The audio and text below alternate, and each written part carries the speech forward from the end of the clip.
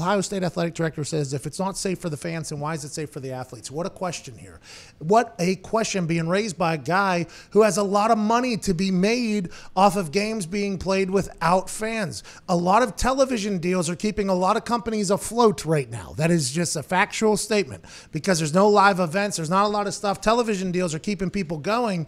The thought that college football could go on without fans was always an interesting one to me because college football teams have like 115 kids on the team, let alone the equipment staff, the athletic staff, the doctors that'll be there, and the coaching staff. That's like 150 to 175 people per sideline. That's over 300 humans, obviously. If it's good enough for 300 people to be on the same field as each other, running into each other, hitting each other, shaking each other's hands, why can't 100,000 people be there? That is a question I always had, and I'm happy that the athletic director, Gene Smith, from the Ohio State, raised the same question. Makes them look good. And if they're not going to classes, if students aren't going to school, and these kids are just there to be athletes, isn't it hard to say that they're student human athletes and not just being used and exploited for their athletic abilities aside from everything else? I like that old Gene Smith asked these questions. I think it's a great question, but I would imagine if you go to most college athletes right now, they would be willing to get back on the field somehow whenever, like, say, the September comes and the regular season starts. But I agree. It's great that a guy is thinking of, like, the people, the humans. Like, hey, what are we doing? Why do we put them at this much risk, but we're not going to – the fans. The only thing I could think of is, hey, by then maybe we have some kind of testing protocol, taking their temp. Like, we can keep an eye on 300 people a lot easier than we can 105,000 coming in every week. I think I just think it's such an interesting – by him, you know what I mean? Because he has so much money to be made off of this. Ohio State, almost more so than anybody else. Yeah. And the fact that he's saying it, I think that's good. Good on you, Gene. Good on you. He's the AD. There's like 38 varsity sports at Ohio State. Like, they need – it's a lot of money, man. Like any college – go to any college campus that's trying to compete with the big dogs. There is massive amounts of construction always going on. You're getting big donor money, and you're putting buildings up that are workout rooms, wrestling rooms, weight rooms, whole new indoor facilities for football teams. Like, there's so much money surrounding college sports, and especially college football. Yeah, for him to come out and say it, yeah, I think it's a good thing. Who are the big dogs? You mean like donors?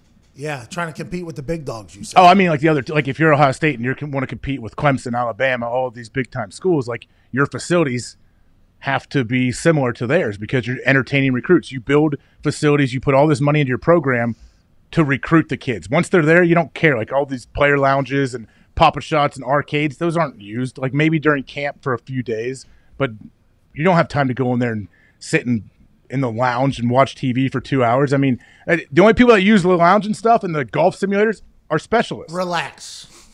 Whenever I got recruited, we had old high school lockers at West Virginia. You know what I mean? There wasn't even a player's lounge or anything like that. But then after they built it on my way out, you know, they built it on the way out. I was like, these kids get to basically enjoy all our bowl wins. You're welcome. We came in here. We had to rattle the cage whenever in the lockers, and there was no air conditioning and things like that. How a couple bowl wins can kind of change things is very interesting.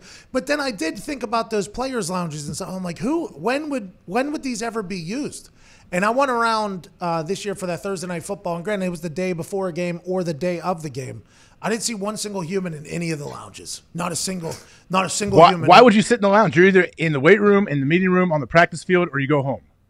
Yeah, I don't know, but it's a great recruiting tool. Look at this lounge. You can hang out here and play ping pong anytime you want. Oh, you're going to love it. I mean, yeah, you're going to be up at fucking 5 a.m. and you're going to have workouts, and then you're going to have to sprint, then you have to do class, then you have to do practice, then you do mandatory study hall. But then right afterwards, hang out and play ping pong with your teammates right here. You're going to absolutely love it. I think the barber shops are becoming the new thing.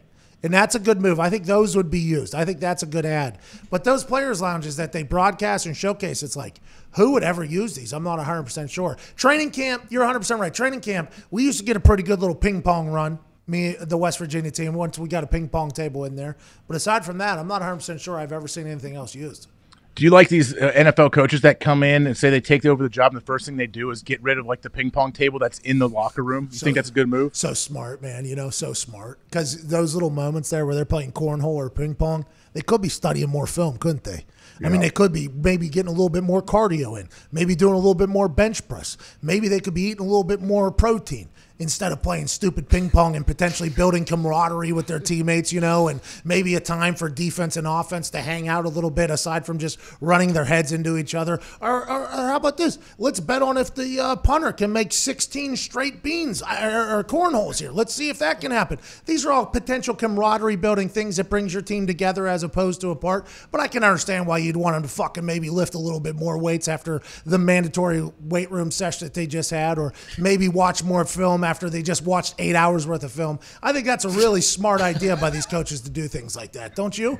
Yeah, you laid it out beautifully. You're 100% right. What it brings guys together. Like if you're playing ping pong, what's going to happen? You have two guys, say an offensive, defensive guy playing against each other, and then all of a sudden, random guys are going to be walking through, and if it's a good game, they're going to come watch. They're going to start talking back and forth, and it's going to be a fun thing outside of their football world, and they're at the facility. And what it does, too, coaches will feel so good, like, oh, hey, old starting quarterback didn't leave till 9 p.m. the last 2 nights, and then they go and they check the tape and like, yeah, he played 4 hours of ping pong after meeting both nights. Like, but the coach like, hey, he's in the building though. Feel good about that. Rather you play ping pong here than ping pong at home.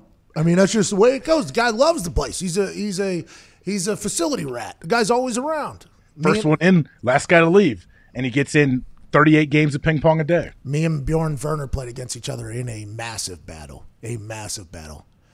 The entire team was there basically to watch it in ping pong. I guess in Germany they grow up playing ping pong. Like that's like something they very much do. It's like a pastime.